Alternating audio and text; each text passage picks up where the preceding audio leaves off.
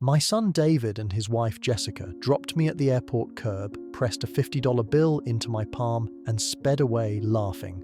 My name is Samuel Morgan. I'm 76, and I carry the weight of 2 Purple Hearts and a silver star from my time in Nam.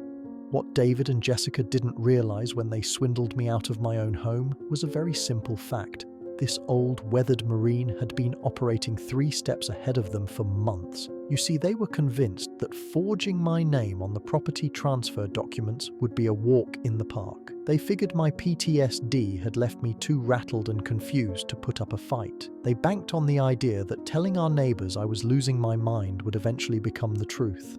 They even recorded my anxiety episodes on their phones, building a portfolio of my supposed decline. But there's a lesson you learn the hard way when you try to take on someone who survived 3 tours in the jungle. You discover the vast difference between a man who is broken and one who is simply battle-tested. For 3 long years, I allowed them to believe they were in complete control. I let them burn through my money. I let them map out my final years in a state-run nursing home. All the while, I was documenting every deceitful word, every pilfered dollar, every single condescending laugh. Because sometimes the most effective form of revenge isn't about losing your temper, it's about getting even methodically in front of 800 people on Memorial Day. Do me a favor and subscribe to the channel and drop a comment below to let me know where you're watching from. This is the story of how I transformed their insatiable greed into their own public demolition, one recorded conversation at a time. Let's go back to the beginning of this whole nightmare. It started 3 years ago, right after my wife, Eleanor, passed away from a brutal fight with cancer. I moved in with David and Jessica in Oceanside, California. They had me convinced it was just a temporary arrangement. "Just until you're back on your feet, Dad," they'd said. I should have seen it coming. The house was mine, bought and paid for outright in 1988 with my disability pension, now valued at a cool $450,000. But in the fog of my grief, I signed papers that gave David authority over the household bills. I put my faith in my only child. The humiliation started subtly. David would make a show of rolling his eyes whenever I took my PTSD medication. Zoloft 100 milligrams, Minipress 2 milligrams. Pop's pill parade is starting again, he'd announced to Jessica with a smirk. And they'd exchange that look, the one that says everything without a word. When sudden, loud noises triggered my episodes, David's behavior got worse. A car door slamming shut, the piercing shriek of his BMW alarm, even the rumbling of the garbage truck on Tuesday mornings. I'd instinctively duck, my hands shaking, my mind instantly transported back to the humid rice paddies of Southeast Asia. "There goes the crazy old man again," David would mutter, loud enough for me to hear, reliving his war movies. Jessica took to filming these moments on her new iPhone. "It's for your own good, Sam," she'd claim with a sickly sweet smile. "Just in case we ever need to prove you're struggling." I found myself apologizing all the time, for flinching at a sound, for asking him to turn down the volume on the television, for simply taking up space.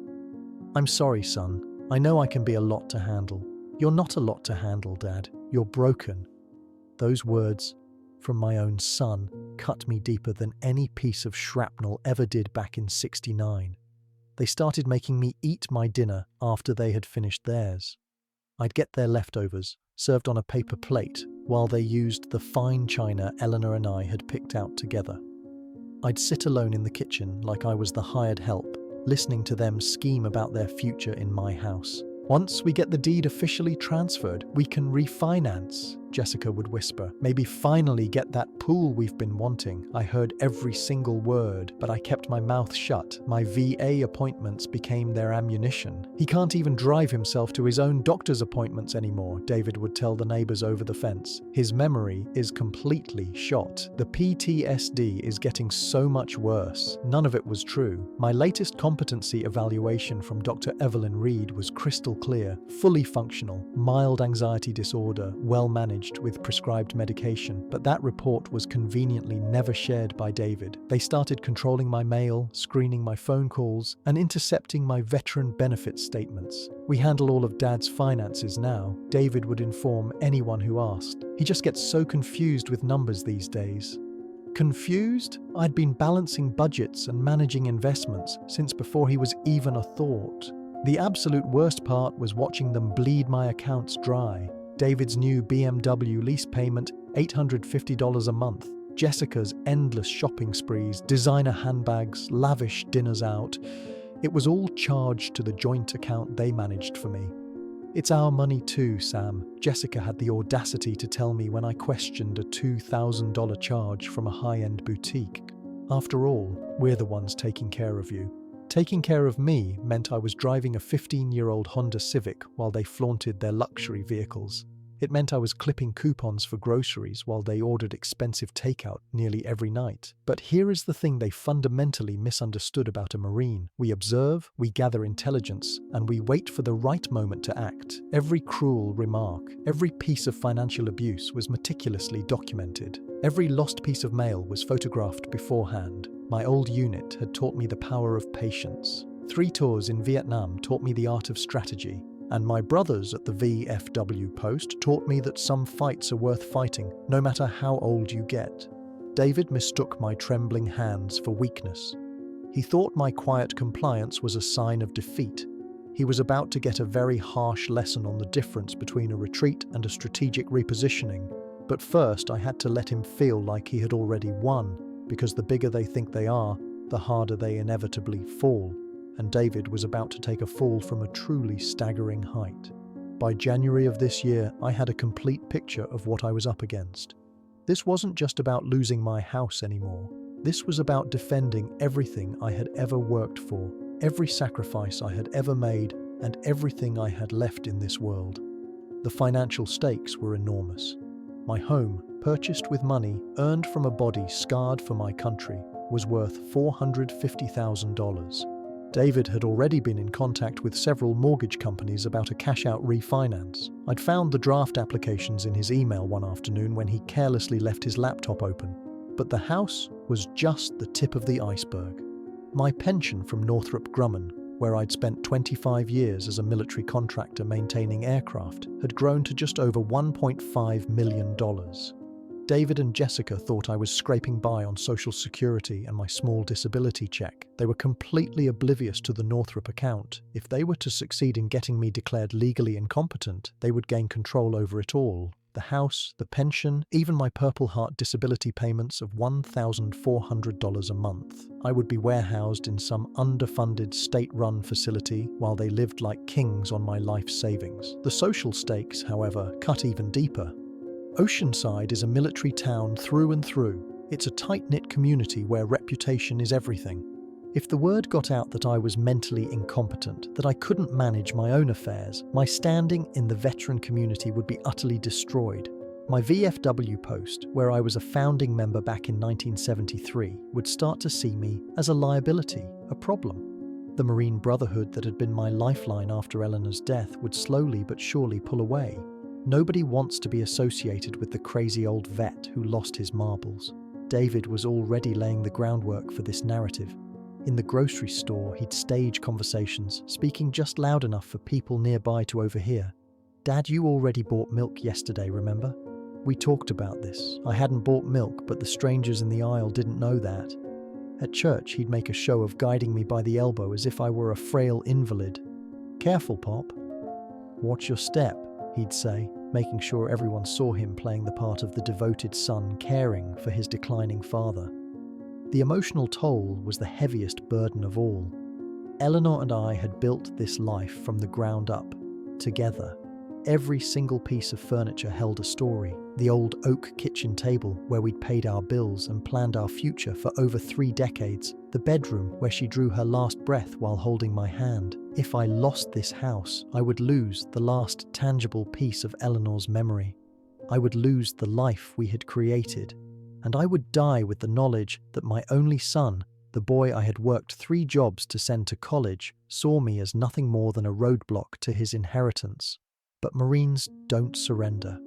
We dig in, especially when the odds seem insurmountable. I began my own reconnaissance mission. I spent hours at the county courthouse reviewing real estate records.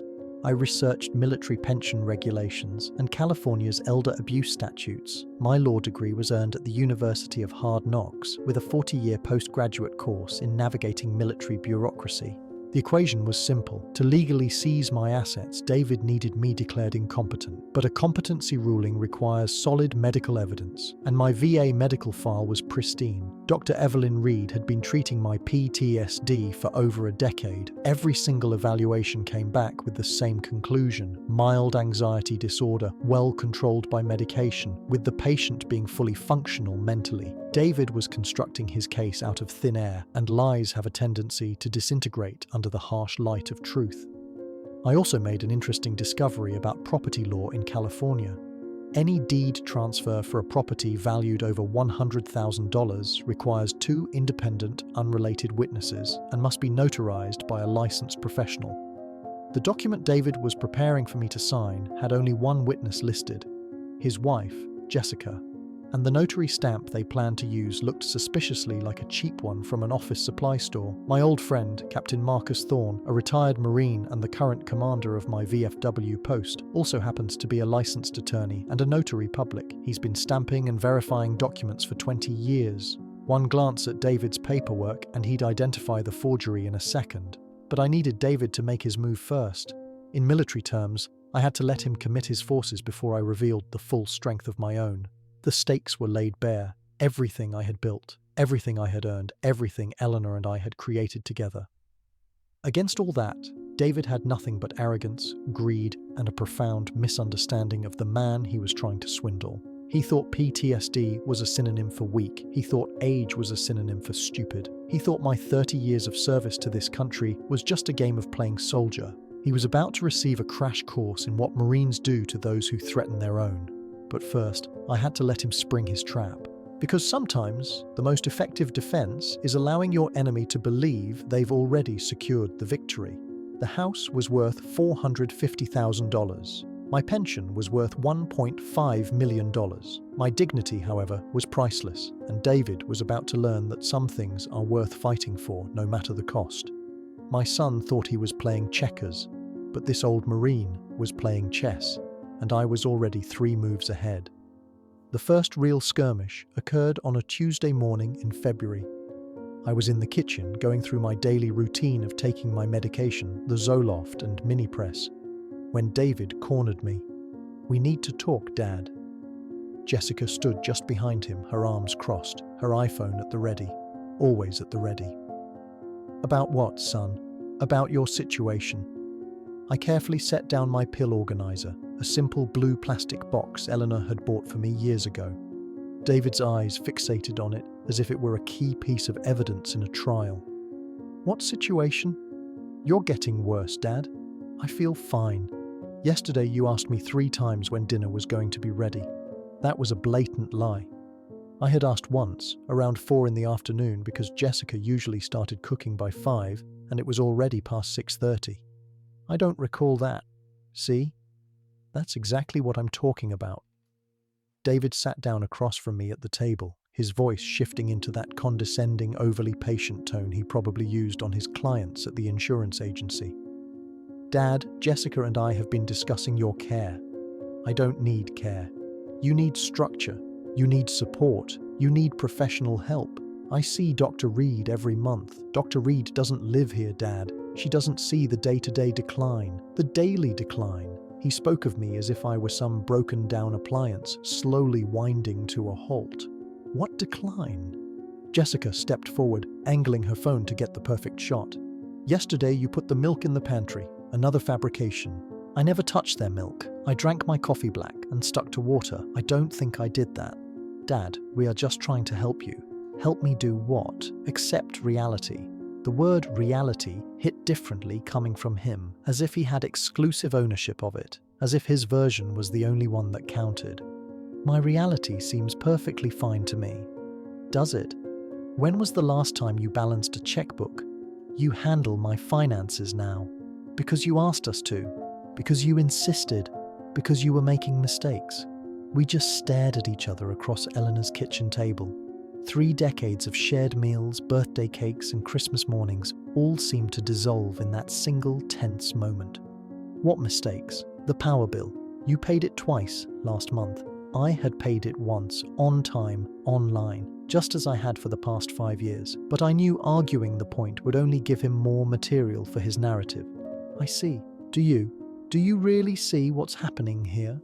His voice was rising now, taking on that sharp edge it always got when he and Jessica argued about money, usually when they thought I was out of earshot. Tell me, you're losing it, Dad. Your mind, your independence, everything, everything. Such a final word from such a small man. And we need to make some decisions. What kind of decisions? This time, Jessica answered, about your living situation. I live here. You live in our house. Our house. Not my house. Not the home I had paid for with disability money earned in a sweltering Vietnamese jungle. Is that what this is all about? David leaned forward, his face a mask of false sincerity. This is about taking care of family. Whose family? What's that supposed to mean? Nothing, son. No, say what you mean. I could have said so many things. I could have brought up the BMW payments being charged to my account. I could have mentioned the boutique bills. I could have confronted him about the refinance applications I'd found. Instead, I said, I appreciate everything you do for me. Do you? Of course. Because sometimes it feels like you're fighting us every step of the way. I'm not fighting anyone. Good, because we've scheduled a meeting. What kind of meeting? With an attorney. The room fell silent. Jessica's phone was definitely recording now. What lawyer? Someone who specializes in family situations. Family situations. As if I were a problem to be managed, a situation to be handled. What kind of family situations? Competency issues. There it was. The word they had been dancing around for months. Competency. It's just a consultation, Dad, David said, a little too quickly. Nothing formal. Yet. He almost flinched at his own slip-up. What? Nothing formal yet. Dad, we're not the enemy here. Enemy. An interesting choice of words for someone who had been systematically stealing from me for 3 years. I know that. Do you? Because what's with your attitude lately? What about my attitude? You're paranoid, suspicious, questioning every little thing, like my own financial statements, like my own mail, like the deed to my own house. I just want to understand.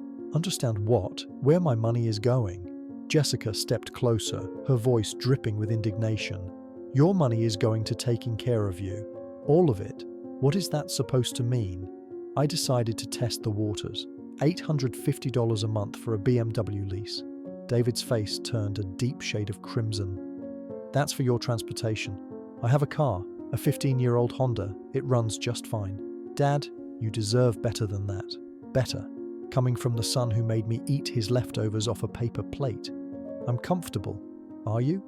Are you really comfortable watching your son struggle to make ends meet while you just hoard all that money? Hoard money, as if saving for my own future was an act of selfishness. I'm not hoarding anything. Then trust us to manage it properly. I do trust you. Then sign the papers. What papers? The ones that make us your legal guardians. Legal guardians, as if I were a child who couldn't be trusted to make his own decisions. I'll have to think about it. Think fast, Dad, David said, standing up abruptly. Because ready or not, this train is leaving the station. He and Jessica left me sitting there at Eleanor's table. The meeting was set for Thursday at 2 p.m. Don't make this harder than it needs to be, were his parting words. They left me staring at my pill organizer, but my medication was the furthest thing from my mind. I was thinking about the tiny digital recorder in my shirt pocket, which had just captured every single word. And I was thinking about how Marines always let the enemy reveal their position before returning fire. Thursday, at 2 p.m. perfect. That gave me exactly 48 hours to prepare my counteroffensive. That night, long after David and Jessica had gone to bed, I sat in my small basement room and opened the lockbox I kept hidden beneath my mattress. Eleanor had given it to me for our 40th wedding anniversary. It was fireproof steel with a combination lock, just big enough for our most important documents. She had laughed when I started calling it my war chest. What war, Sam? She'd asked. The war's over. If only she could see me now. Inside that box was an arsenal of documents David had never seen. documents he would never even think to look for. Because in his world, his broken old father couldn't even organize a grocery list, let alone maintain meticulous financial records for years. The first document was a stack of my Northrop Grumman pension statements. 25 years of contributions, employer matching funds, and compound interest had brought the current value to $1,521,348. David thought I was living hand-to-mouth on my VA disability check. He had no clue about the Northrop account, which deposited a steady $4,500 every month into a separate, private bank account in downtown Oceanside. The second document was the original deed to the house, purchased in cash on June 1st, 1988, with funds from my disability settlement. No mortgage, no liens, just free and clear ownership in my name, Samuel J. Morgan. Eleanor had always insisted we keep the original in a safety deposit box, but I'd moved it to the house after she passed. Call it Marine's intuition. The third document was a folder containing my VA medical evaluations from Dr. Evelyn Reed at the local VA hospital. A decade and a half of quarterly assessments. Every single report concluded the same thing. Patient exhibits mild anxiety disorder related to combat trauma. Symptoms are well controlled with medication. There is no evidence of cognitive decline or diminished capacity. David was trying to build a case for my incompetence on a foundation of lies. These documents were the truth, written in stone. The fourth document was a set of blank power of attorney forms I'd obtained from a legitimate law firm. They required 2 independent witnesses and notarization by a licensed professional. I had compared them line by line to the papers David wanted me to sign. His version was a cheap imitation, missing half the required legal language and clearly intended to be stamped with a generic notary seal you could buy at any office supply store. But the most important item in the box wasn't paper at all. It was a small, voice-activated digital recorder I'd purchased 3 years ago. It had a 60-hour storage capacity and a built-in USB for easy transfer. For 3 solid months, I had been documenting everything, every snide comment, every financial decision they made without my consent. I had 52 minutes of raw recorded evidence. David calling me crazy to his friends on the phone, Jessica laughing about filming my panic attacks, the two of them discussing my money as if it were already theirs. Once we get conservatorship, we can access his main pension. The house alone will pay off all our credit cards. How long do you think he'll last in a state home? It was all there, preserved in perfect digital clarity. The final item was a simple business card. Captain Marcus Thorne, retired. Commander, VFW Post 2111. Licensed attorney, notary public, and my friend for over 30 years. Mark had served in Desert Storm long after I came home from Vietnam. A different war, but the same brotherhood. He knew what real PTSD looked like, and he knew what real incompetency looked like.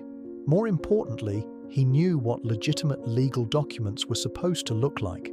I had called Mark right after David ambushed me about the Thursday meeting. Sam, you need representation. Maybe. I can't say too much over the phone. Understood. You want me to look over some paperwork for you? That would help immensely.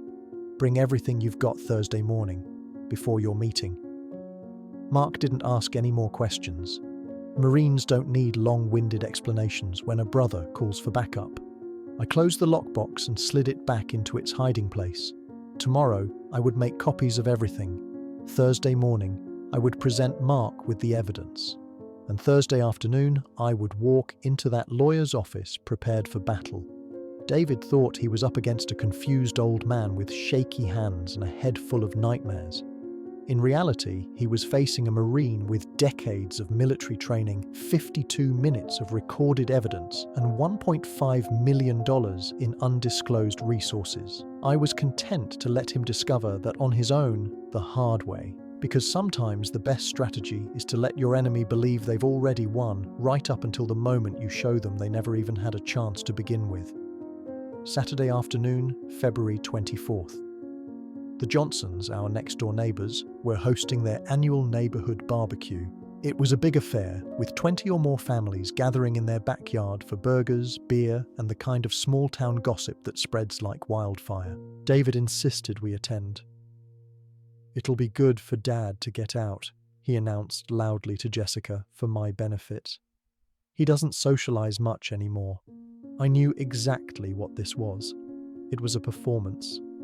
David was about to put on a show for the whole neighborhood, playing the role of the devoted son burdened with a declining father, and he needed a live audience.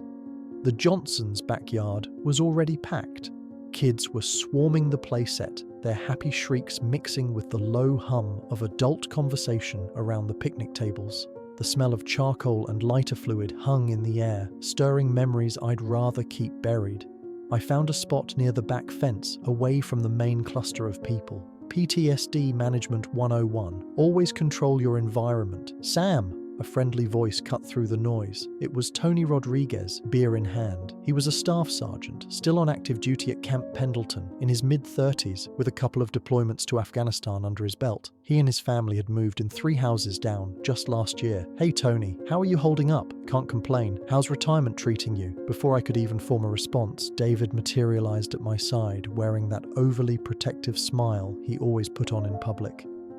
"Dad gets tired pretty easily these days," David said, patting my shoulder. "Don't we, Pop?" I wasn't tired in the slightest, but correcting him would just make me look combative and feed his narrative. "We all get older," Tony said, ever the diplomat. "Some more than others," Jessica chimed in, joining our little circle, her iPhone already out and held casually at her side. "Dad had another episode yesterday," David announced to the small group that had now formed around us. "Couldn't remember where he put his medication."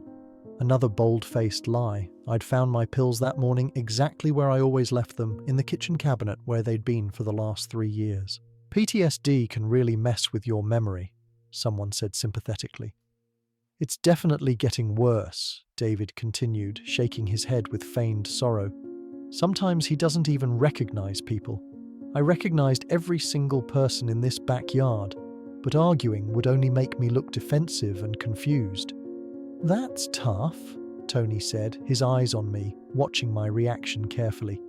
"The worst part is the anger," Jessica added, her voice dropping to a conspiratorial whisper. "He gets violent when he's confused. Violent. I hadn't raised my voice in anger since 1988. "Really?" Tony's expression had shifted. He was a Marine. He knew other Marines. He was reading the situation, not just listening to the words. "Last week he threw a plate," David said, his voice full of dramatic flair, "smashed it right through the kitchen window. I had never thrown anything. The only broken window in our house was from David's own golf ball when he was practicing his swing in the backyard 2 months ago." "That sounds scary," someone murmured. "We're managing it," David said, playing the noble martyr. "Family takes care of family." "What does his doctor say?" Tony asked, his question sharp and direct. "Dr. Reed thinks he needs more structured care," Jessica answered quickly. Dr. Reed had never said anything of the sort, but this crowd didn't know her. "Like a nursing home?" someone asked. "We're exploring all our options," David said gravely. "It's a hard decision, but we have to think about his safety. And ours. Safety. As if I were a loaded weapon that might go off at any moment." "Dad gets confused about money too," David went on, piling on the lies. "Just the other day he accused us of stealing from him." The small crowd shifted uncomfortably. Nothing makes people more nervous than airing family drama in public. "That must be so difficult for you," Mrs. Johnson said, trying to be supportive. "It's heartbreaking," Jessica agreed, dabbing at a non-existent tear. "When your own father starts to think you're the enemy." Enemy. There was that word again. I just stood there quietly, letting them build their case against me. Every lie, every fabricated story was being captured in pristine digital audio by the recorder hidden in my shirt pocket. "How long has he been living with you?" Tony asked David. 3 years now," David replied. "Ever since Mom passed away, he just couldn't manage on his own anymore. Couldn't manage." What he meant was, I owned a house worth more than he made in 5 years. "That's very generous of you," someone said. "It's just what family does," David replied with false humility. "Even when it's a thankless job," Jessica added, looking at me with pity. "Thankless." This, from the woman who had charged a $2,000 shopping spree to my credit card just last month. "Sometimes he wanders off at night," David continued, the lies becoming more elaborate. We actually had to put new locks on the doors. I had never wandered anywhere. The new locks were to keep me from getting my own mail from the mailbox. Have you thought about a medication adjustment? Tony asked, his gaze still fixed on me.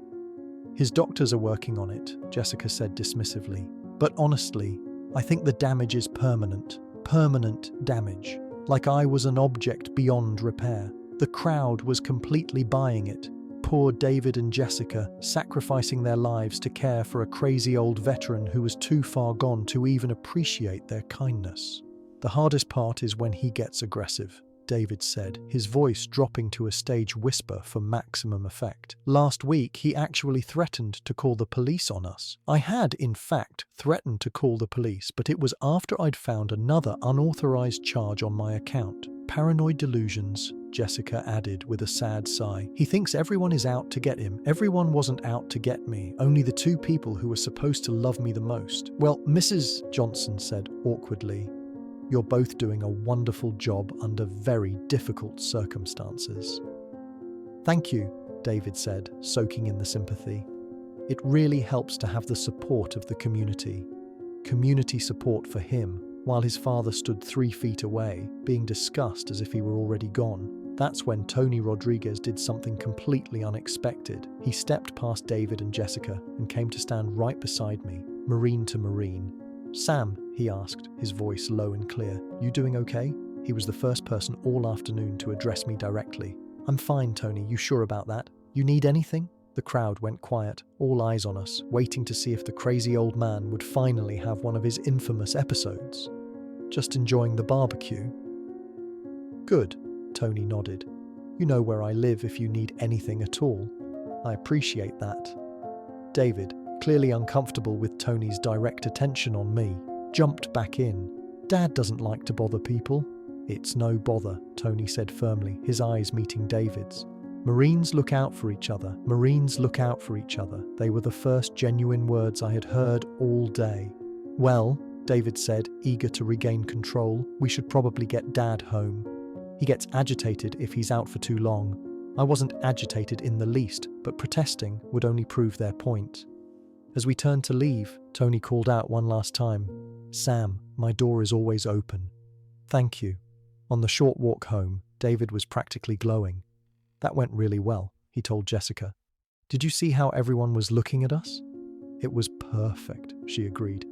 "Especially when you mentioned the violence. The violence I had never committed, now recorded in perfect digital clarity, coming straight from their own mouths." That night, I called Mark Thorne. "How was the barbecue?" he asked. "Educational. You ready for Thursday?" "More than ready."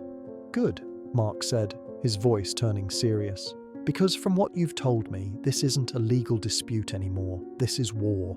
War." Finally, someone who understood the true nature of the fight. David thought a little public humiliation would break me. Instead, he had just handed me 20 witnesses to his campaign of lies. And a Marine never ever forgets who stood with him when the shooting started. Thursday morning arrived, grey and cold. I was up at 0500 hours, a habit ingrained over 50 years that refuses to die. At 0800, I walked the 6 blocks to VFW Post 2111. The route took me past the trendy coffee shop where David bought his expensive lattes and the private bank where my pension grew in secret. Mark Thorne was waiting in his office, wearing his Marine Corps dress blues. He was 30 years younger than me, but the uniform commanded the same respect I'd felt when I first put it on in boot camp. "Sam," he said, skipping the pleasantries, "you look like hell. I feel worse." I handed him the lockbox. He opened it and began methodically studying each document with a lawyer's precision. "Your pension is worth how much?" $1.5 million. "And they think you're broke, just living on disability checks?" He read through the VA medical evaluations from Dr. Reed. "Evelyn Reed is as thorough as they come. These reports are ironclad. David claims I'm incompetent. Based on what? His own fabrications?" I played him the 52 minutes of recorded conversations. Mark's face grew darker with each lie, each cruel remark, each time they discussed my money as if I were already in the grave. "This is textbook elder abuse, Sam," he said when it was over. "Financial, emotional, The whole damn package. Can you prove it in court? With this evidence? Absolutely. He picked up the fake deed papers David wanted me to sign and examined them under his desk lamp. This is a bad forgery. The notary stamp is a cheap knockoff, the legal language is all wrong, and it's missing the required witness signatures. It wouldn't hold up for a second. So what's my move? Mark leaned back in his chair, the leather creaking in protest. That depends. Do you want to destroy them quietly, or do you want to do it publicly? What's the difference? Quietly means we press criminal charges, file lawsuits, and go through the legal proceedings. It takes months, maybe longer. It's very effective, but it's all behind closed doors. And publicly, Mark said, a slow smile spreading across his face, means we humiliate them in front of the entire community. It's faster, far more dramatic, but the social fallout is permanent. I thought about the barbecue on Saturday. I thought about David playing the part of the devoted son while painting me as a violent, paranoid lunatic in front of our neighbors.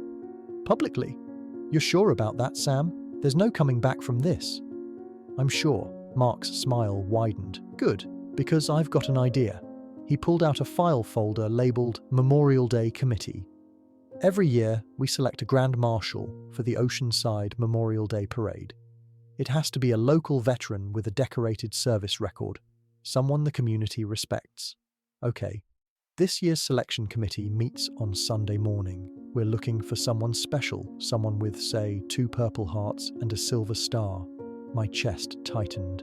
Mark, Sam, you earned those medals in the jungles of Vietnam. You earned the Bronze Star, the Combat Infantry Badge. You are exactly the kind of hero we're looking for. I don't really do parades anymore.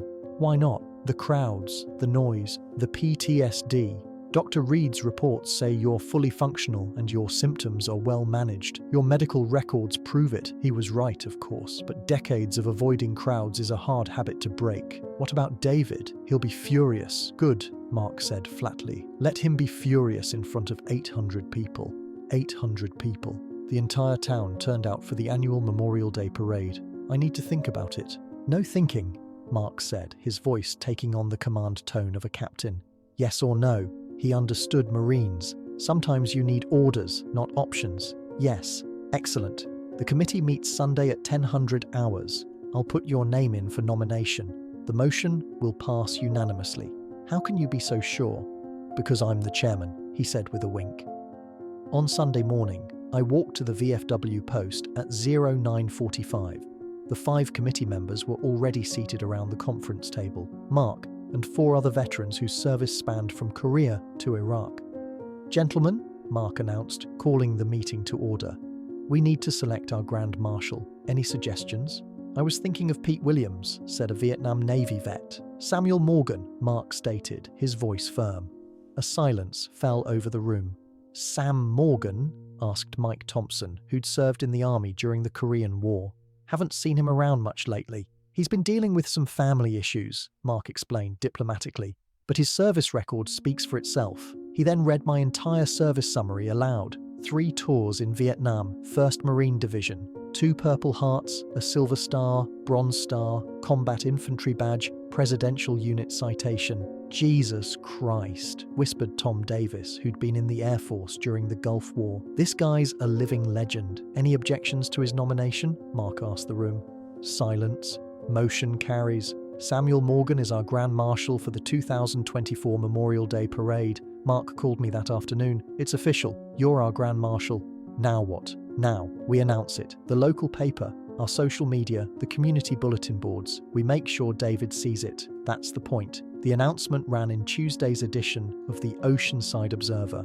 Decorated Vietnam veteran selected as Memorial Day Grand Marshal. The article detailed my service record and stated that VFW Post 2111 was proud to announce Samuel Morgan, 76, as the Grand Marshal for Monday's parade. David saw it that evening. I was in the kitchen when he came bursting through the front door, waving the newspaper. Dad, did you see this? See what? I asked calmly. This article about you. You're the Grand Marshal. Oh, that. Oh, that? Dad, this is huge. It's such an honor. Why didn't you tell us? Because you think I'm an incompetent old fool, I thought. Because you've spent 3 years trying to convince everyone I'm a crazy old man. It didn't seem that important. Not important? Dad, the entire town is going to be watching. The entire town, including every single person from Saturday's barbecue who had listened to David describe my violent episodes and paranoid delusions. I suppose so. We need to get you ready. We'll get you a new suit. We need to practice your wave. Practice my wave? As if I were some kind of trained seal performing for his amusement? I'll manage, son. Dad, this is your moment to shine. My moment to shine. A moment he planned to stand in the shadow of, soaking up the reflected glory and taking credit for supporting his heroic veteran father. But that was exactly what I was counting on. On Monday morning, David would proudly escort his honored father to the parade. He would smile and wave to the crowd, accepting their silent admiration for being such a wonderful, devoted son. And then, I would show everyone in that town exactly who Samuel Morgan really was. Not the broken, confused old man from David's stories, but a decorated Marine with 52 minutes of recorded evidence and 1.5 million reasons to fight back. The parade was just 5 days away. It was time to lock and load. Memorial Day morning, 0800 hours. My dress blue uniform was pressed and ready, my medals positioned with regulatory precision. 2 Purple Hearts, the Silver Star, the Bronze Star, the Combat Infantry Badge, all gleaming in the morning sunlight. I hadn't worn these decorations in 15 years. The weight on my chest felt both heavy and familiar. David circled me like a fashion photographer, fussing with my collar, straightening my ribbons. "Dad, you look incredible," he gushed, like a real Marine. As opposed to what? The fake Marine I'd been for the last 50 years. "Thank you, son. The whole neighborhood is going to be there to see this. Mrs. Johnson, the Rodriguez family, everyone from the barbecue, everyone who had listened to him slander me with tales of violence and paranoia. I just hope I don't disappoint them." Disappoint them? Dad, you're a hero. Hero. It was funny how that word suddenly found its way into his vocabulary now that there were cameras involved. We drove to the parade staging area at City Hall in David's shiny BMW.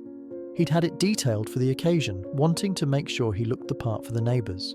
"Remember to wave, Dad," he coached from the driver's seat. "Smile big. Make eye contact. Let them see the medals. Let them see the medals," he had referred to as old junk for the last 3 years. The staging area was a chaotic buzz of activity. The high school marching band was tuning its instruments, Boy Scout troops were organizing their flags, and local politicians were practicing their insincere smiles. Captain Mark Thorne approached, resplendent in his own full-dress uniform, the captain's bars on his collar catching the morning light. "Sam, you ready for this?" "Ready." "Good. You'll be riding in the lead convertible. I'll introduce you when you get to the reviewing stand." David stepped forward eagerly, his hand outstretched. "Captain Thorne, I'm David Morgan, Sam's son." Mark shook his hand, his grip firm and his expression coolly polite. "A pleasure to meet you. Thank you so much for this honor," David gushed. "Dad has been so excited, as if I were a child looking forward to Christmas morning." "Your father earned this honor 50 years ago," Mark said, his tone leaving no room for argument. "We're just finally recognizing it properly." The parade marshal, a young Marine, handed me a small American flag and helped me into the lead car, a bright red Mustang convertible with the top down, perfect visibility. David and Jessica had already positioned themselves at the reviewing stand, right in the front row, where everyone in town could see the devoted family supporting their veteran father. 1100 hours. The parade began. We rolled down the main street at a slow, ceremonial pace. Hundreds of spectators lined the sidewalks, children waving tiny flags, older veterans rendering sharp salutes, families cheering. I waved back mechanically, my eyes focused on the reviewing stand up ahead, where David waited with his phone held high, ready to capture his moment. The convertible pulled to a stop directly in front of the microphone. Mark stepped forward. "Ladies and gentlemen, it is my great honor to introduce our Grand Marshal, Marine veteran Samuel Morgan."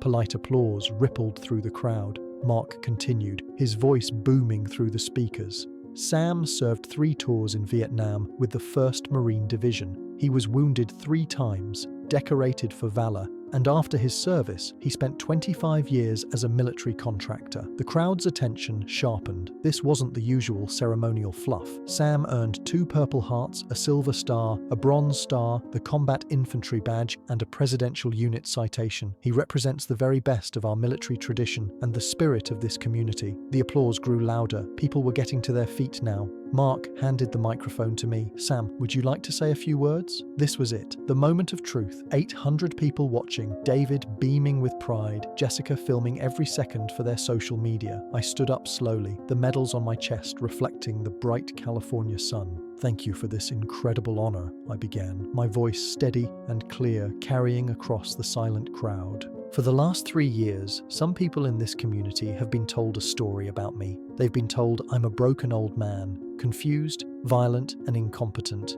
David's proud smile faltered. I could see him in my peripheral vision, his expression shifting from pride to confusion. They've been told that I have episodes, that I throw things, that I don't recognize the people I love. The crowd grew completely quiet. This was not a typical Memorial Day speech. They've been told that I am paranoid, and that I've even accused my own family of stealing from me. David was shaking his head now, a frantic, desperate gesture, trying to signal me to stop. Jessica had lowered her phone.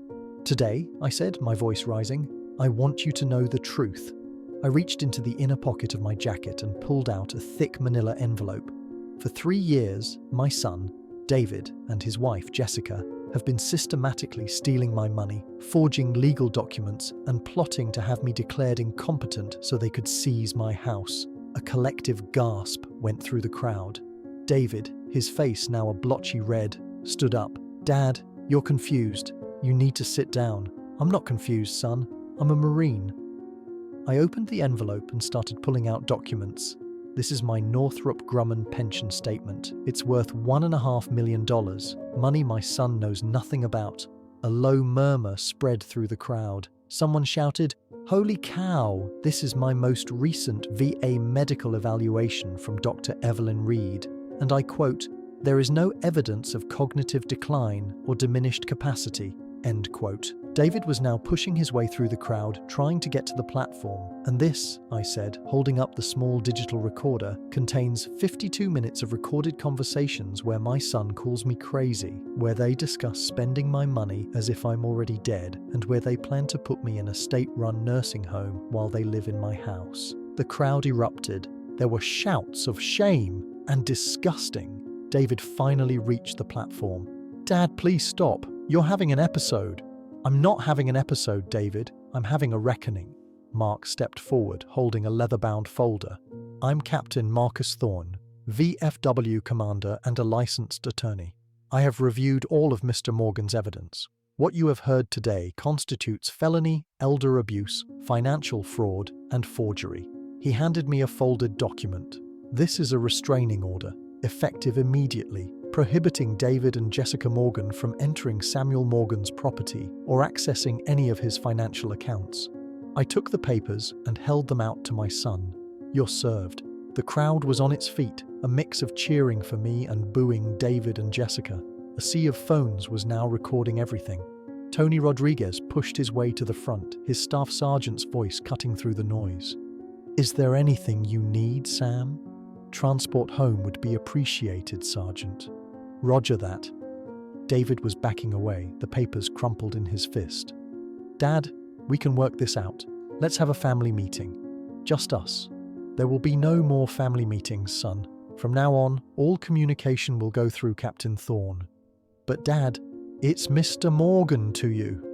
The crowd parted like the Red Sea as Tony and 2 other young Marines formed an honor guard around me, escorting me to Tony's truck. Behind us, David and Jessica stood alone on the platform, trapped in the glare of 800 pairs of eyes filled with disgust and disappointment. As we drove away, I could still hear the buzz of outrage. By that evening, the story would be all over Oceanside. By tomorrow, everyone would know exactly what David and Jessica Morgan had tried to do. "Where to, Sam?" Tony asked. "Home," I said. "My home." For the first time in 3 long years, that word felt real again. Tuesday morning brought the first wave of consequences. David and Jessica were gone by 0600, a rented moving truck loaded with their possessions. Neighbors watched from their windows as they drove away in shame, unable to meet anyone's gaze. By noon, the restraining order was fully in effect, with a sheriff's deputy delivering the official notice. David and Jessica Morgan were legally prohibited from setting foot on my property or contacting me directly. The financial reckoning was even swifter. My private bank called at 1400 hours. The joint account David had been managing showed a staggering $52,000 in unauthorized charges over the past 3 years. The BMW lease, Jessica's shopping sprees, restaurant bills, even a vacation to Hawaii that I had apparently taken without my knowledge. Mr. Morgan, we are reversing all unauthorized charges and freezing the account, the bank manager informed me. We're also obligated to file a fraud report with the FBI. The FBI, David's insurance license required a spotless criminal record. A single fraud conviction would mean the end of his career. Wednesday brought the social consequences. Mrs. Johnson knocked on my door holding a casserole and wearing an expression of deep apology. Sam, I am so sorry. We had no idea what he was doing to you. Thank you, ma'am. The whole neighborhood just feels terrible. We should have seen the signs. You don't expect family to lie to you, I said. Still, if you need anything at all, groceries, a ride to an appointment, you just ask. By Thursday, the story had made the front page of the Oceanside Observer. Local veteran exposes family fraud at Memorial Day parade. The reporter had interviewed several people who were at the parade. I always thought something was a little off about how that son treated his father, one witness was quoted as saying. Now we know why. Disgusting behavior, added another veteran. Marines don't abandon their own. Families shouldn't either. Friday brought the legal consequences. Captain Thorne called with an update. The district attorney's office is filing charges. Elder abuse, financial fraud, forgery and conspiracy. David and Jessica are looking at a minimum of 2 to 5 years each. What about restitution? Full recovery of all stolen funds plus punitive damages. They'll pay back every single penny. And the house? Yours, free and clear. The forged deed was never filed, so there are no legal complications. David had been too arrogant, too confident in his scheme. He'd planned to file the fraudulent paperwork only after he'd successfully had me declared incompetent. His own greed had made him sloppy. Saturday brought the most satisfying consequence of all. Tony Rodriguez stopped by with some news from his wife, who worked at the same insurance firm as David. David was terminated yesterday, he said. Company policy. No employees with pending felony fraud charges. What about their BMW, repossessed on Wednesday? Turns out they were 3 months behind on the payments. David had been stealing my money just to maintain a lifestyle he couldn't actually afford. Now, in the span of a single week, he had lost everything. His job, his car, his home, and his reputation. Where are they living? With Jessica's mother in a 2-bedroom apartment across town from my $450,000 house to his mother-in-law's spare bedroom. The reversal was absolute. Sunday brought an unexpected consequence. The VFW Post was packed for the weekly meeting, word of the parade having spread like wildfire through the veteran community. Sam, Commander Thorne announced, the Post has voted unanimously. We are establishing the Samuel Morgan Elder Advocacy Fund to provide legal and financial assistance to other veterans facing family abuse. A round of applause filled the hall. Marines, soldiers, sailors, and airmen, all of whom understood that a betrayal by your own family cuts deeper than any enemy's bullet. Thank you, I said, my voice thick with emotion. Eleanor would have liked that. Monday brought the final, inevitable consequence. My phone rang at 10:30. It was an unknown number. Dad? David's voice was small, defeated. This is Mr. Morgan. Dad, please, can we just talk? All communication is to go through Captain Thorne. I know, but I'm sorry. We made mistakes. Mistakes? As if stealing $52,000 was a simple accounting error. Yes, you did. Can you ever forgive us? Forgiveness.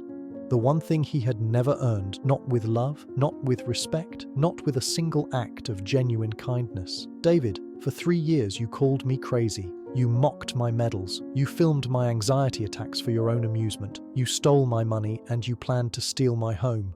Silence on the other end of the line. You told our neighbors I was violent and paranoid. You were going to put me in a nursing home and leave me there to die, forgotten. Dad, You made one critical error, son. What? You forgot that I'm a Marine, and Marines never ever surrender. I hung up the phone. That afternoon, I walked through my house. My house. For the first time in 3 years, I didn't feel like a guest. Eleanor's furniture was in its proper place. My medications were in the kitchen cabinet where they belonged. My mail was delivered to my mailbox.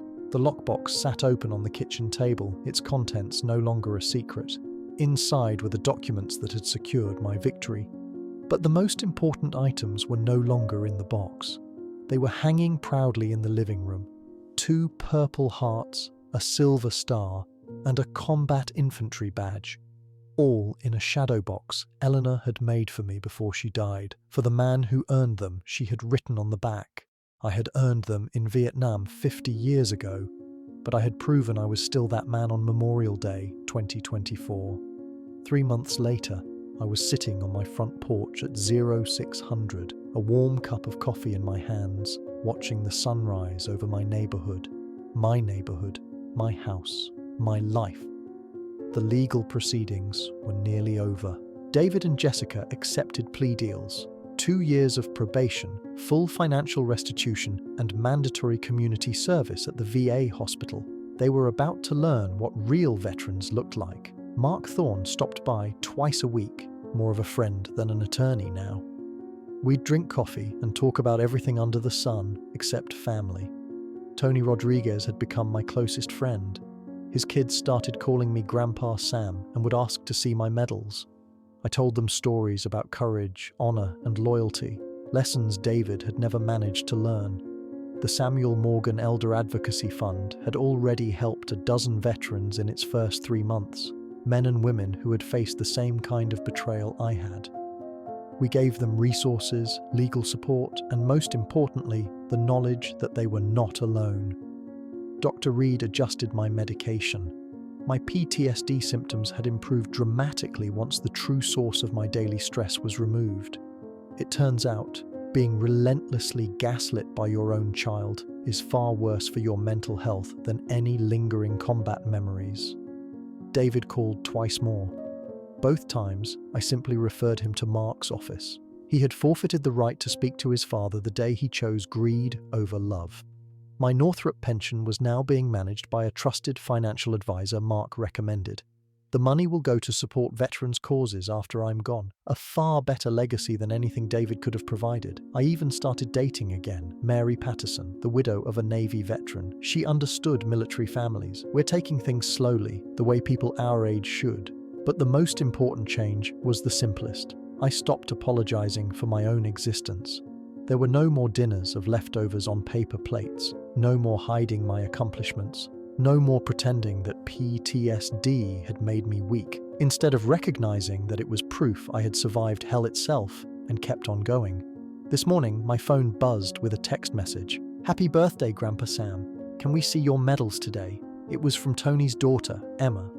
I'd completely forgotten it was my birthday. 77 years old.